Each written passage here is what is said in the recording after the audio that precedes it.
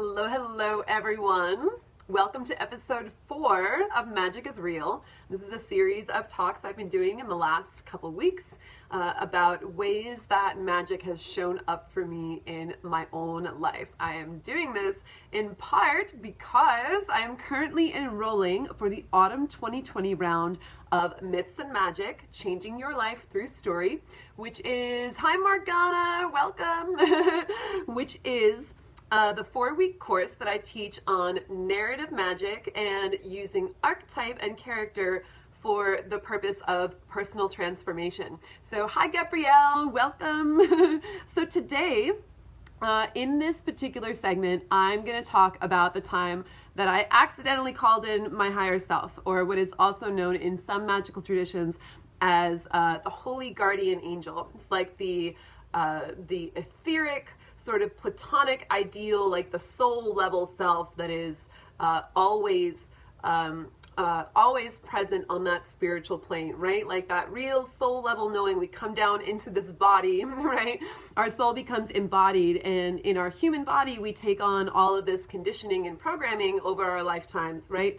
Things that we believe in this earthly reality, right, that maybe aren't necessarily true on a soul level, right? What's an example of that? A good example of that is, like, let's say that we're born into this human body, and as is experienced for a lot of people, it's pretty common, right? Let's say that we're bullied when we're growing up, right? And that affects our beliefs about ourselves. It affects our beliefs about our safety, right? Our safety in the world, although we certainly live in a world that's unsafe for a lot of people, so those beliefs aren't necessarily, like, it's not just all in our heads, right? But it can maybe affect our beliefs of our worthiness, right? We might think that the bullying or the mistreatment that we experience is somehow a reflection on us. We start to believe maybe in the lie that that maybe we're not that good, maybe we're not worthy of acceptance, maybe we have to try different or overcompensate to be cooler, right? All of these things are very real experiences in our human experience, in our human body, and our human bodies will react to these threats to our safety, these threats to our sense of self, exactly as they're designed to react, right? But our higher self, hi, seeing comments coming in, yeah, it's not all our heads, yeah, exactly, right? But in our higher self, we always know that we're worthy of love. We know we're always perfectly divine, right? That was a Krister Linder lyric that I actually Krister Linder has this beautiful song called You Were Always, and it's you were always perfectly divine. And he's really talking, I mean, I believe anyway, that he's really talking in that song about that connection with our higher self, knowing that there's really nothing wrong with us, right? There's nothing that's damaged, that's broken. We're always perfectly divine. And when we're in tune with our higher self, we are in tune with that knowing of our worthiness, right? So for a lot of magicians, this act of calling in the higher self, or as some magical traditions call it, the holy guardian angel. Your higher self, your holy guardian angel, they're just two names for the same thing. This is a very important step toward a magical path, because as we are on our magical path, we're doing magic in essence to manipulate the fabric of reality, right? To do magic is to bring about, use our will and our intention to bring about a change in reality, working with spirit, working with a divine intelligence that we don't necessarily understand in our human form, but that we understand we can dialogue with, right? We can cast a spell and we can receive information. We can ask a question and we can receive guidance, and we're not really sure where it comes from. Sometimes it's like our friends just sending us an article like, oh, this made me think of you, and we're like, wow, that answered exactly the question that I just asked for guidance for, right? So all of these things come through the pipeline of physical reality, but we have this understanding that there is an intelligence that we're working with, right? And calling in our higher self is an important step on this path, because it helps us to align with the kind of magic that is our soul purpose, is really in alignment with our soul blueprint of the things that we're meant to do, right?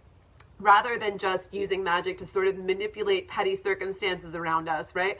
Like, oh, I'm going to do a love spell on that person, right? And get them to fall in love with me, or I'm going to hex that bitch, you know, she was mean, or whatever, right? All of this sort of petty, low-grade magic that is, you know, sometimes possible to do and possible to get results from, but will often cause friction or tension, right? Just because we're choosing to do something doesn't mean that it's in our best interest. And the act of calling in our higher self is really about aligning with our soul purpose, our soul blueprint, so that all of the magic, all the ways that we are using our will and our agency are in alignment with our highest good, right? Does that make sense?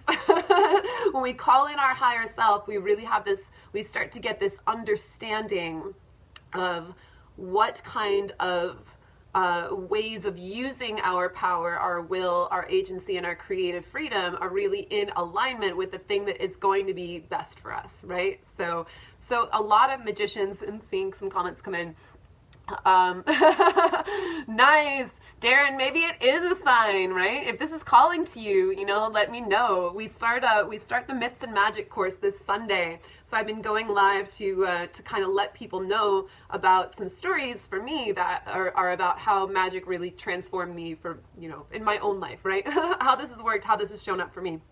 So if you want to jump in and really engage in the formula that I'm teaching based on the results that have come through, right? If you want to be in the container where we get to facilitate this on an individual level for everyone, just reach out to me, shoot me a PM. We start this Sunday. We have some amazing folks signed up already, you guys. I'm really, really excited to begin. So if it's calling to you, shoot me a PM, reach out to me, we'll connect, and we'll see if it feels aligned. Hi, Lee. Oh, you're so welcome. It's my pleasure. So in essence, that is the act of calling in our holy guardian angel or our higher self. It's aligning with our highest good, right? And this is not something that I really understood when I did it. Although I would say that at this point in my development, I knew that I was on a path. I started to really sense that there was another intelligence that I was working with, and I had started to really surrender, right? I had stopped doing that sort of petty low-grade magic, like that sort of, you know, oh, I want this immediate result, I want this thing, you know, manipulating the things that I was seeing in my immediate reality. Because typically when we're doing that, it's because we don't have a higher consciousness to sort of zoom out and see that maybe what is in our immediate reality, the things that we're limited to seeing, aren't necessarily in alignment with the thing that we're really meant for, right? We pull out of that and we look like from that sort of bird's eye view, we can be like, oh, that might not even be where I'm supposed to be. I might be doing all these magical workings to affect the reality that I'm like in, but I might not even be in the right social circle, right? I might just need to like blow up my life entirely and start to see what naturally comes for me, or what, you know, when I'm in my stillness, and really focusing on being in my own power, you know, focusing on what's aligning for me and what starts showing up from that space, right? Not from the space of being super crowded and distracted by everything that's just going on in my immediate vicinity, right? Hopefully all of that makes sense. So this is the story of the time that I accidentally called in my higher self. This was 2017. April, but I think roughly April 2017, and it was about a year into the time when I started really seeing big movement for me in terms of magic, because I had surrendered. I had surrendered about a year prior. I had said, all right, clearly whatever I'm doing in my own life, I don't know what I'm doing, because I'm not getting the results that I want. No matter, despite the fact that, you know, I think that I'm smart, I think that I'm attractive, I think that I'm a good person, my relationships are still ending up being abusive and exploitative of me. My energy is not being put to use in very good ways. Despite the fact that I know that I'm smart and talented and creative, I don't really have a lot to show for myself, right? Like the quintessential millennial gifted kid problem, right? Like, oh gosh, like I was so good at school, or I was so good at all these things in structured learning, but now I'm out here in the world and I don't know what I'm doing, right? So when I really felt into that, I had this moment of real deep surrender where I was like, okay, clearly the way that I have been doing things has not been working. And I started really kind of throwing my hands up and saying like, okay, universe, teach me your ways. And there's something that happens when we do that. In my experience, in my observation for myself and watching other people do it as well, when we have that moment of like, okay, clearly I don't know what I'm doing, so I'm just going to throw my hands up and say, universe, teach me your ways. It's like, I've explained this before, but I'll say it again. It's like a little bit like that moment in the opening scene of the movie Labyrinth, when she finally says the magic words and she says, I wish the Goblin King would come and take you away, right? You finally say the thing and it's like, oh, we have permission now. Okay, oh, we got a live one here. We get to work with this one, right? So your guides, your angels, your archetypes, the powers, the unseen powers that be, however you want to classify, the entities that work with us, the spiritual beings on the other side that are watching us, you know, when they hear that, they're like, oh good, we were waiting for her to say something, because we can't really intervene without her permission, right? This is the free will zone. She's allowed to use her free will however she wants, right? And if she wants to go around and, you know, chase a whole bunch of, you know, chase a whole bunch of boys in the rock scene and get her heart broken over and over and over, hey, this is what she comes to Earth to do, right? She gets to do this. This is a playground, right? But if she's starting to see like, oh, things aren't working the way that I intended, oh, she wants our help now. Okay, good. We're going to get really loud and we're going to make all these signs and synchronicities really unmistakable because we want to encourage this. So that's what tends to happen. And I was about a year into that path, and which was maybe one of the most confusing years of my life, right? Because all of a sudden reality as I knew it did not look the same anymore. All of a sudden I was receiving signs and guidance and intelligence that was coming in really, really strongly and telling me to believe in these things despite all of the earthly circumstances around me, getting all of these signs and all of these messages that I really had no evidence for in confirmed reality, right? And I kept being like, do you mean me? Like, you can't possibly be talking about me, right? Because here I am in my human programming, right? With all this conditioning I've taken on from, you know, from bullying or abuse or trauma that says that I'm not good enough, that I'm not worthy enough, right? And now all of a sudden there's all these spiritual beings who want to work with me, right? And I'm like, I'm not accustomed to this. I'm accustomed to having to prove my worth, right? Having to earn love, having to earn that sense of worthiness. So I went around for a good year being like, I think I'm just going completely off my rocker, but hey, at least this is interesting, right? I'm going to follow down this rabbit hole and see where it leads, because wow, yeah, nothing like this has ever happened to me before. So I guess I'll see what's going on, right? And I began talking about it around that time a little bit, but to be honest with you, it was something that I was really insecure about at the time. It was something that, you know, I had no proof for, and I'd spent so many years of my life being gaslit, you know, and really needing, having a really strong need for people to believe me, right? I had rested my sense of personal safety on my ability to be believed. So it was just this weird thing. So around this time, was about when I was starting to sort of open my mind up to more sort of galactic possibilities. And I was, you know, I was listening to Grant Morrison, who would you know, go on to become my teacher. You know, listening to some of his lectures on YouTube. I was listening to Laura Eisenhower, who I would later get a tarot reading and natal chart reading from to really, you know, kind of hone in on my purpose. These people who were sort of like showing up. Not necessarily fully in my life at that time, but I was really accessing their material and, you know, and having some access to their guidance at times. And, you know, Grant and Laura were both talking a lot about aliens. Grant, you know, is very upfront about the fact that he visited Kathmandu to get abducted by aliens. And so he went to Kathmandu, and sure enough, he was abducted by aliens, and he had this amazing otherworldly spiritual experience that he talks about pretty publicly in some of his older YouTube talks.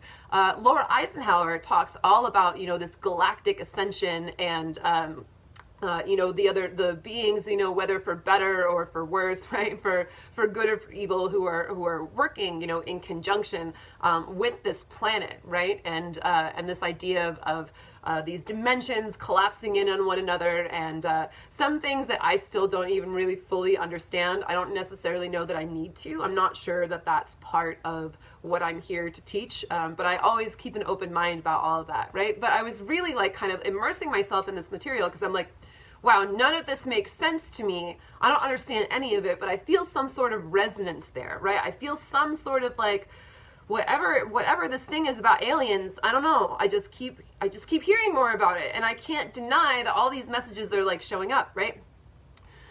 So I was in this phase where I was sort of growing out of my of believing in my conditioning, right? I'm very aware of my conditioning now, but the problem with conditioning is that it's so convincing when all we have for our experience to draw on is our earthly experience and those memories, those experiences of growing up, being bullied, being, abused, being not loved the way that we should have been loved, being not accepted the way that we should have been accepted, all of these things that we can take on and our sort of earthly trauma imprints, our earthly conditioning, right? And I was just coming out of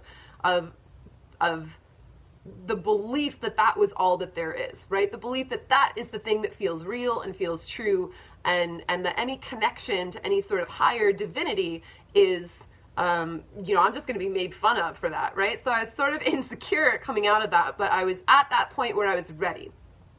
So here is the story of the working where I accidentally called in my higher self.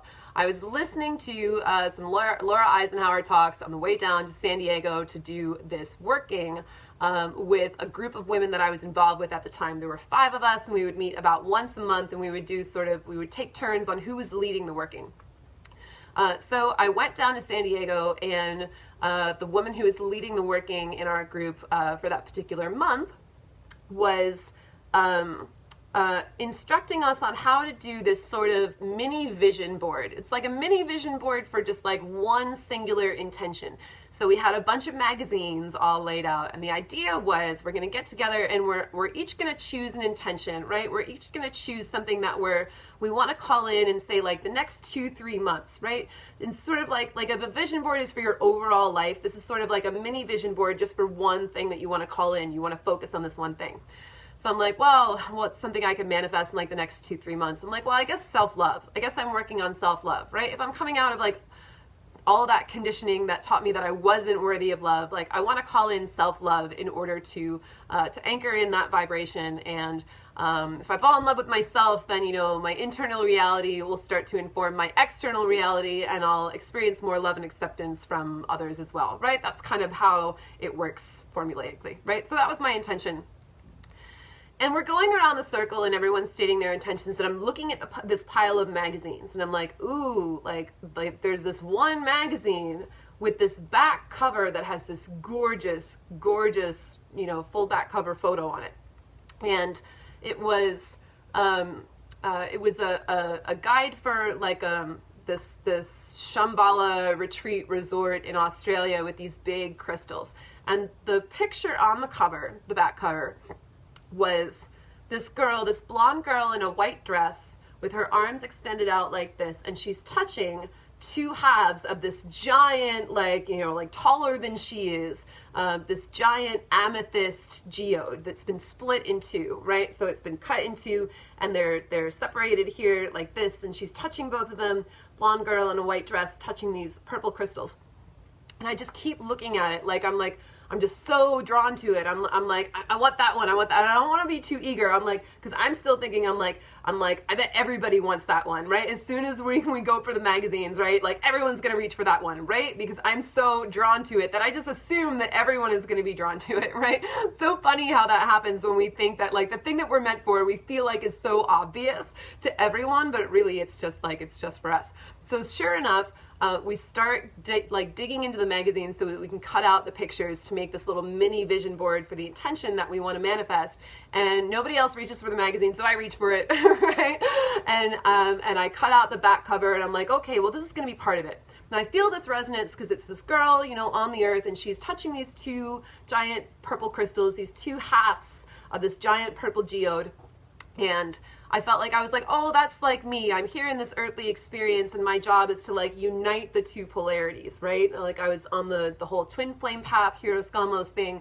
So I'm like, I'm here about like uniting polarities. So like touching the two crystals on either side. I felt a real resonance with that. So I took it and I put that one aside. I was like, okay, well, that's going to be my vision board. And I might as well kind of look through the other magazines and see what else is there.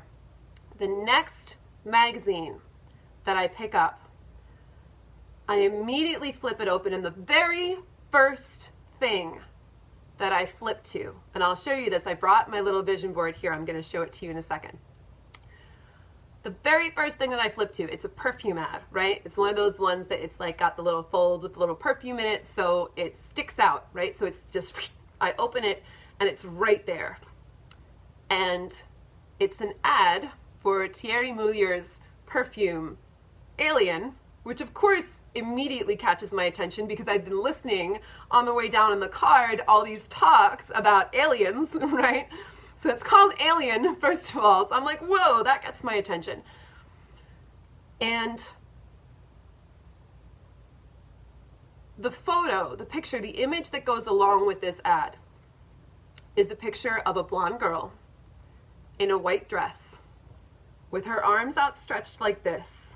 But she's got this galactic background behind her, this sort of, you know, Alex Gray ayahuasca looking grid-like kind of ceiling, arched ceiling. And the bottle that the perfume comes in is a purple crystal. So it's a blonde girl in a white dress with a purple crystal. One that I had picked up, that I'd set aside already, was of a blonde girl in a white dress with a purple crystal on the earth, right? On the earth plane. And the other one that I just flipped to was a blonde girl in a white dress with a purple crystal on the galactic plane, right? This is often how our synchronicities come through. We'll notice the two similarities between something, and then the message that will be there for us is the thing that is different, right? One is on the earth plane and one is on the astral plane. So immediately I'm just like, oh, boom. This is it. This is my vision board, you know? Like, well, Lee says, I'm loving this story. Oh, good. So maybe it's time for me to show you guys. I'll show you what it looked like. Here it is. And I kind of, you know, on this side, I actually covered up. You can see the little purple crystal that's right there. That was the perfume bottle. But I'll show you, you know, I'm going to try and put it up close so you can see what it looks like. But there's the girl, right, on the earth plane. I cut this out. I cut these two out and I pasted them together. So there she is with this giant, tall, purple crystal, blonde girl, white dress, and there she is, like she's on the earth. She's got all this lush greenery surrounding her, and her dress is kind of like, it's pretty, but it's very plain, right? It's like she's chilling out on the earth plane. And there she is. And then the next one I flip to, the arms outstretched in the exact same position. Again, blonde girl, white dress. And there was that purple crystal, right? So if you look at the back, that was where it says alien, and that was the crystal that was there, right? So I covered it up with some, so so you can't really see all of it, but I put the two images together, and immediately it just came through, right? There she is. That's the higher self, right? That's like in our knowingness of our divinity, of our worthiness, right? Of the part of us that, as Krister Linder sings about, the part of us that is always perfectly divine, despite whatever lies we may hear about ourselves in our human earthly experience, right? So we want to unite, like the message was just very clear for me. I was like, all right, I want to do a spell about self-love, and this is what came through, right? Okay, unite your earthly self with your higher self. And that's essentially the formula for self-love, right? So that was my little spell. That was my little vision board that I made. And the woman who was running the exercise was like, wow, Arden, this is clearly coming to you really quickly, because I've never seen anyone, like, you finished that in like 5 minutes, you know? You were just like, oh, this one, and boom. And for me, it wasn't even a conscious choice, right? It was just, they presented themselves so clearly, and I just put them together, and it was like, boom, like that. So, I wouldn't say that I really understood at the time of doing that exercise, at the time of making that vision board. I wouldn't say I really fully understood the concept of calling in your higher self, calling in your guardian angel. I was still a little like, I kind of understood on an energetic level what the message was. Okay, there's earthly self, and then there's my alien self, right? There's my human self, there's my galactic self. And I know I'm supposed to sort of like see the link between them, and that's the key to self-love. But I hadn't heard of this apparent process called, calling in your higher self, calling in your guardian angel. And what I'm going to do is I'm going to read a little passage from, this is a text that was assigned to me by my magic teacher, Grant Morrison. It's called The Temple of High Witchcraft. It's about ceremonial witchcraft in particular, and it's by Christopher Penczak. He has a whole series of like all different kinds of spiritual walks and practices. And this one is about ceremonial magic in particular. It deals with the spheres of the Kabbalah, and that was what my magic teacher was assigning me to study. So he sent me this, and so I'm reading it, and there's this act that is referred to as the knowledge and conversation of the Holy Guardian Angel. And I read it, and I was like, holy shit. That's what happened for me in 2017 when I accidentally called in my higher self. So I'm going to read this little passage, just this little paragraph from this book about what that is about. And then you can see maybe how I felt that resonance for what had already happened to me, even though I didn't know that that's what it was at the time. So here is the reading from the Penczak. And he says, the profound experience, the vision of the Sephira, right? This is the Sephira, this is the earth sphere is basically what he's talking about. This is the thing that, the act that you're supposed to go through that's supposed to happen, is the knowledge and conversation of the Holy Guardian Angel. The Holy Guardian Angel, or HGA, is considered to be the higher self or true self of the magician. What classically is considered white magic is magic done for, and he puts white magic in quotes, right? Just so we know. Done for the contact, communication, and eventual union with this aspect of self. What exactly is knowledge and conversation with this being? Magicians disagree on the specifics, but generally it means to have not only an intellectual understanding of the Holy Guardian Angel, but also a direct experience with it, right? That was a direct experience with my Holy Guardian Angel.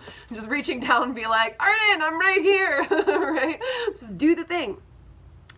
Once that direct contact is made, the knowledge, right? That is the knowledge, the direct contact. Then the next step is to have regular communication with the Holy Guardian Angel as a primary guide in life to guide the developing soul into spiritual alignment and eventual enlightenment. One of the hidden company, that's a term that is explicated otherwise in the book, but one of the followers of the path, shall we say. For now, the higher self becomes part of the spiritual team that a magical practitioner gathers from the various realms of the other world, right? So that team being your guides, your angels, your archetypes, and your higher self then sort of gets to also step up and be in communication with you, which is often have a contact in each of the realms of the fairies, ancestors, and angels, plus a primary patron deity. The higher self guides and directs the witch's interface with this team of spirit allies. The higher sphere of the tree, Tifereth, is reserved for active identification, greater union with the Holy Guardian Angel. Okay, so that's farther down the path, right? I might not be at that point yet. Or maybe I am, and I'll read it and then I'll recognize it as something that happened to me before. Kind of like the way that I recognize this.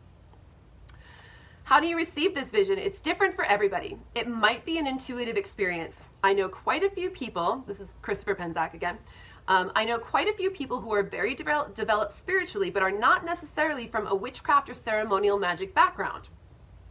And I would say, based on my conversations and experiences with them, that these friends have all had knowledge and conversation with their Holy Guardian Angel, yet they probably wouldn't say that. They haven't done any arcane rituals or had a profound vision, but they have developed a sense of their personal divinity and learned how to communicate with it, often quite intuitively. Through this connection, they have demonstrated greater mastery. They just wouldn't use those terms, right? So that is the HGA. And when I read that, I was like, holy shit, literally, right? That was the experience that I had when I did this little spell for self-love. And essentially, that was the message, right? The message is, there's your human self, There's your astral self, right? This is the you that you're familiar with walking around in a body, and this is your higher self. This is your holy guardian angel who's just waiting here to work with you. So unite these two together, right? Put them together on the vision board. There they are. And that's, that's the key. That's the key to self-love. So sure enough, I did the spell. And since then, my conversation with my higher self has been pretty aligned, I would say, right? I'm doing all these things now that I wasn't doing before that are better for me and for my soul purpose, and better for hopefully the collective, right? The highest good of all. So, so yeah, so there we have it. Yeah, that was the story of how I accidentally called in my higher self. And as I said, I am currently enrolling for the fall 2020 round of Myths and Magic. So if this is the kind of experience that you would like to have more of, this is something that I want to be able to help you facilitate on your own, right? I can't do this for you because everyone has their own path, and everyone is going to experience their own conversation with their higher self or holy guardian angel in their own unique way, right? That's a private thing that is going to be your unique journey alone. But what I can help you do is I can help to facilitate this initiation. If you join this course, it starts on Sunday. We go for 4 weeks, and essentially what I'm going to do is I'm going to teach you how to start reading the signs and trusting in the things that show up for you, right? You're going to start, it's going to be a way of communicating to spirit that you're serious about developing a magical practice, and it's something that you want to do. And spirit's going to go, oh, look, this one's paying attention, right?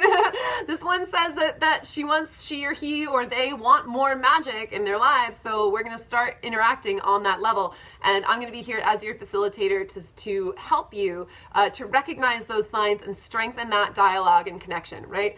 Nobody can teach you magic as well as magic itself, but it does help to have someone who understands a little bit about how to translate it and how to understand it and welcome it into your own life, and how to set your intentions so that the thing that you're casting for is actually the thing that that you get your results for, right? We want to make sure that the things that you're casting are as specific as possible so that you get the results that you're actually intending, right? We can help to